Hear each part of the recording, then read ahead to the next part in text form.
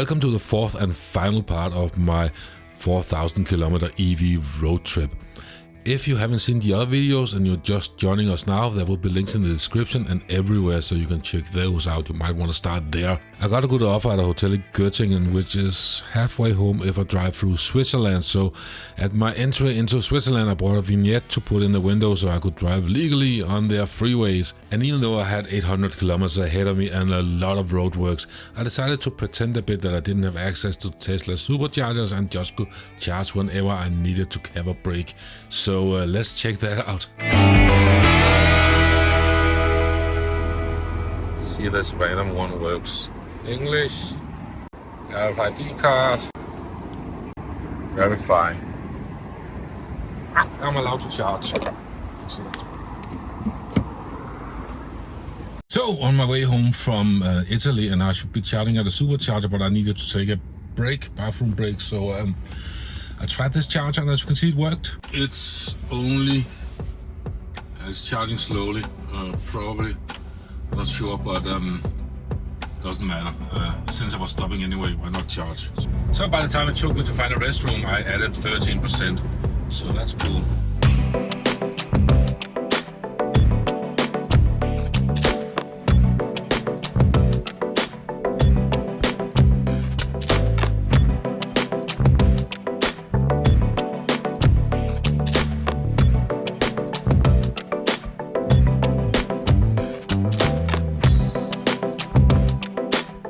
So on my way home, I have visited one supercharger since the last charger I tried in Switzerland, the slow 30-40 kilowatt charger. Here's 150, and I didn't need to charge right now, but I needed a bathroom break and some more coffee.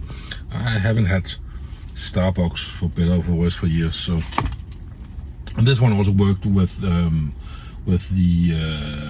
plug surfing RFID tag.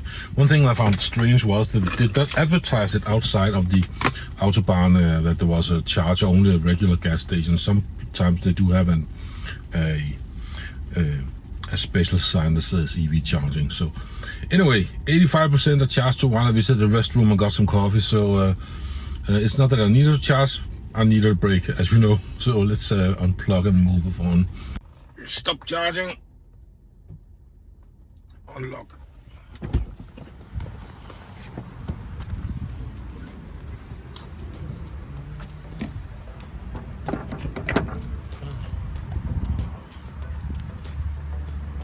Status. It's all good.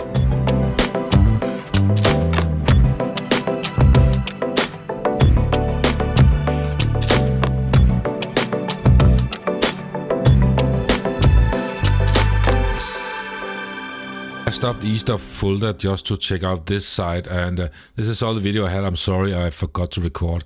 I got sidetracked by a German asking why I charged my Tesla at Ionity.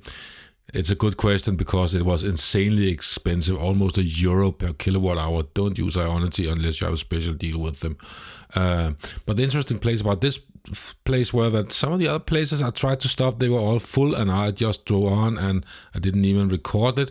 And other places, they only had one charger when they said EV charging at the road sign. But this place had a lot of chargers and from different charging providers. So I'm happy I stopped there to check it out. And I think that is one of the issues that we have today with some of these places going down the autobahn. You know, then there's a gas station you can fill up, but you don't actually know if you can charge, because is there one charger? Are there 10 chargers? They should say on the sign, and I have a few words to say about this at the end of this video. So cool place. I just plugged in to test it out, didn't get a loads of power, and it really didn't matter. And down in the end, he had a way older charger, and actually just something that looked like a wall plug, like a 3-phase wall plug. So kind of cool place. I think they have been doing charging for a long time there.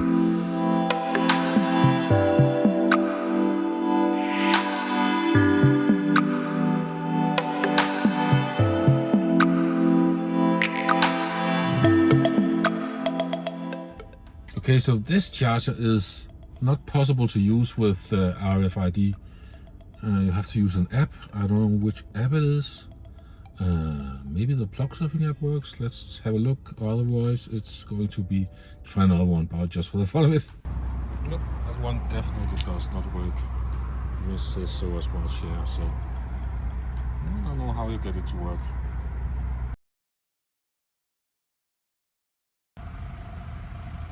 So this is the Eon. I think it's only in German, but will it understand my Eon card? Überprüft. CCS. Okay.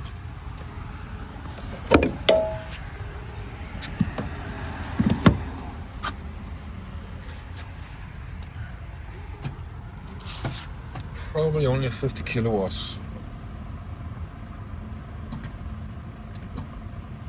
It's starting, I think. Battery at 29%. It's doing something.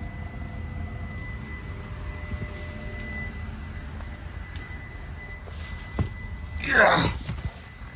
37, that's not a lot.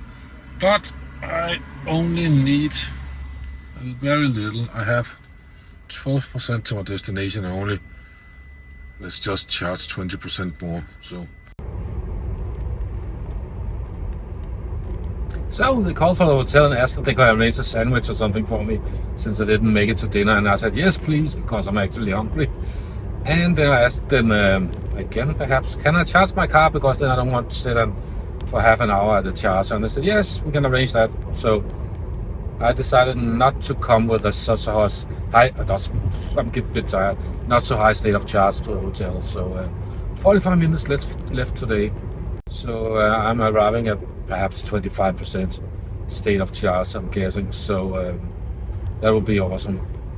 And if I'm not able to charge, I have a problem. I think I need 11% to get to the nearest charger, but maybe so. Yeah, not so much a problem, but it's a bit of buffer, but not that much. So I arrived at the hotel with 20% left of the battery, and a quick glance at the GPS showed that I only needed 11, as I said, to get to the nearest supercharger. So no worries, no problem, but I did get a charger, so that was really cool. They had multiple Tesla chargers and regular chargers as well, and really cool hotel. And when I got in, he said, oh, I forgot to ask you if you wanted some red wine. And I said, yeah, I kind of thought about that after I hung up that, yeah, I should have told him I wanted a glass of red wine. So I got some food, I got some red wine, and I just went to bed after that. The next morning I got in some breakfast and I went out there and drove all the way home. I had charged my car to 100%. I don't do that often, as you know. And I will say that I did not record any more footage here because the last stops or charges on my way home were just superchargers, uneventful and easy. So that's actually all for this trip. And now on to the conclusion. Okay, so what's the conclusion here? Well, first let me say, if you drive a Tesla, certainly just go. You'll have a great time. I made this trip unnecessarily more complicated than it needed to be because I wanted to have fun and check out all the different chargers. I visited way more chargers than you need to visit. It was just for fun, and I hope you realize that. So if you don't own a Tesla and you're driving north of the Alps, including Austria and Switzerland, you'll also have fun. Although I will say you might need to do a bit of planning or have a co-pilot, because some of the places, as you saw, there were plentiful. There were many chargers. In other places I visited, there were just that one charger, and that might be occupied, so you might not be able to charge there. So what I would do is, if I drive any other car and you have a co-pilot, look at the apps for the different charging providers and plan so you charge at a location where there's more than one charger, because if there's only one, you might have to wait half an hour to get to charge, or however long someone has parked there. So the places with one charger, that should only be like an emergency bailout charger, and then plan for sites with more. And unfortunately, you can't see it on the autobahn or any other place for that matter if they have more chargers. They just say EV a pictogram of the plug, and that's not enough. You need to know, is this a one plug, one charger location, or do I have a multiple? So a number of how many fast chargers they had would be nice. Well, anyway, you're going to have a great time anyway. South of the Alps, certainly Italy. I haven't been to France or or Spain yet, but in a Tesla, no worries, go for it.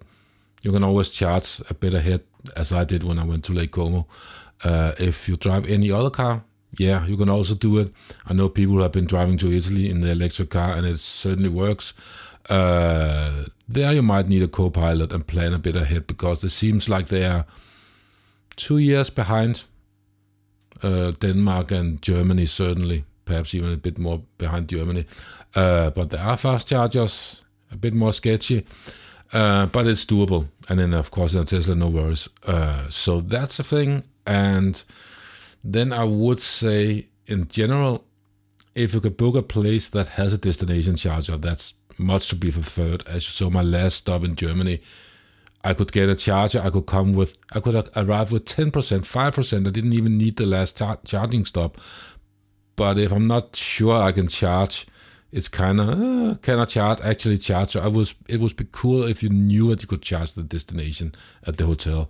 I wouldn't even mind paying for it. It doesn't need to be free. What matters is that I know I can charge there. That's the important part. And I always look in hotels.com. You can select destination charger or electric car charger at the hotels, and that's a filter I used here when I found that hotel. And when I book a hotel, I always make a note in the comments of saying, I chose your hotel because it has a EV plug or an EV charger. That's good for people to know that that's why you did it. And the service at that hotel was so great, they even called me and said that I could charge. That was something they said. I didn't say that in the video, but that's something they called and said to me. Yeah, you can charge. What car do I have? Yeah, just a Tesla, regular type plug. And so yeah, that's something I definitely would look at when I travel. Anyway, the last thing I would say, the prices ranged from 35 eurocent to €1. And that's, if you look in dollars, roughly the same in dollars, a little bit more perhaps, depending on the exchange rate. The most expensive were Ionity, and I won't stop at them unless the prices change. They probably don't. And the cheapest for me was, of course, besides the free chargers, were the Tesla chargers. Not just because I had free miles back then. Thank you, René, for purchasing a Tesla using my code. That thing has expired now, so I had to remove something from the video, because you can't order one now and give me free miles anymore. If you want to do something, just subscribe or leave a comment. That helps me a lot more. So the Tesla chargers were the cheapest, but the price, as I said, it depends on, do you use plug surfing? They charge a premium for the privilege of just being able to use that. And I did see some chargers starting to have a credit card RFID scanner or an Apple Watch, what's called Apple Pay. But it's very different, and that whole market is still a bit up in the air, and you still need a lot of different apps. For Italy, you need Juice Pass or the ENBV, or which I don't think I can get when I'm in Denmark, but the, what's it called, Charge Pass. That's a French one, I think it's a French one, Charge Map. So with a handful of those cards, you surely will be fine. Yeah, and I don't feel like I would have been stranded anywhere at any time, and I don't think anyone would have been left stranded on this trip and not be able to drive. At worst, I would have to set an 11 kilowatt charger for an hour until I could I had enough to get to a faster charger, but that's sort of the level we are at yet. And if you don't drive a Tesla, there might be a queue, so try to plan to stop at places with many chargers. So yeah, if you have any other questions, let me know in the comments down below, and unlike other YouTube channels, I actually do read them, and I do answer them, unless you're being complete bleep. So yeah, that's it. Let me know, and let me know what you want to see next. I do regret that I didn't record all the places that I stopped. There were a few places where I stopped and just drove again because there was a queue. 4 chargers or 6 chargers and people waiting in line to charge up. And I didn't record that because I just wanted to get home. And I should have installed the GoPro in the windshield with external power. I'm sorry. I know I could have done this video a bit better. And I have learned from my failures in this video. So for the next one, I know exactly what I need to record and when. And that's awesome. I also learned about when making this video, and I have to, is this an English expression? Forge while the iron is hot and edit the video while I'm doing it or recording it, and not sit on the content for a long time. But that's a discussion for another day. So hope you enjoyed it. Yeah, leave a comment, and hope to see you next time. Cheers.